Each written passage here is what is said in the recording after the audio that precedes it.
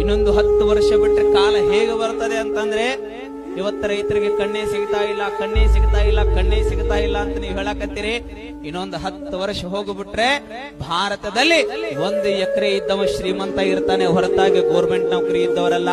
ಅಷ್ಟು ಈ ರೈತರಿಗೆ ಕಿಮ್ಮತ್ತು ಬರ್ತದೆ. ನೀವು ತಿಳ್ಕೊಂಡ್ರಿ ರೈತ ಅಂದ್ರೆ ಏನ ಏನ ಏನ ರೈತ ಇಲ್ಲ ಅಂದ್ರೆ ಮಣ್ಣು ತನಬೇಕಾಗತ್ ನಾವೆಲ್ಲ.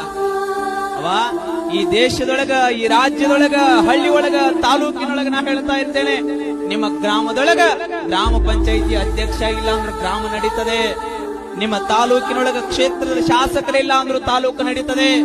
ರಾಜ್ಯದೊಳಗ ಮುಖ್ಯಮಂತ್ರಿ ಇಲ್ಲದೆ ಇದ್ರೂ ಸಹಿತ ಈ ರಾಜ್ಯ ನಡೀತದೆ. ದೇಶದೊಳಗ ಪ್ರಧಾನಿ ಇಲ್ಲ ಅಂದ್ರೂ ಸಹಿತ ಈ ದೇಶ ನಡೀತದೆ.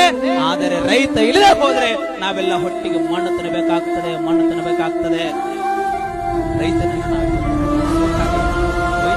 ಹಾಗೆ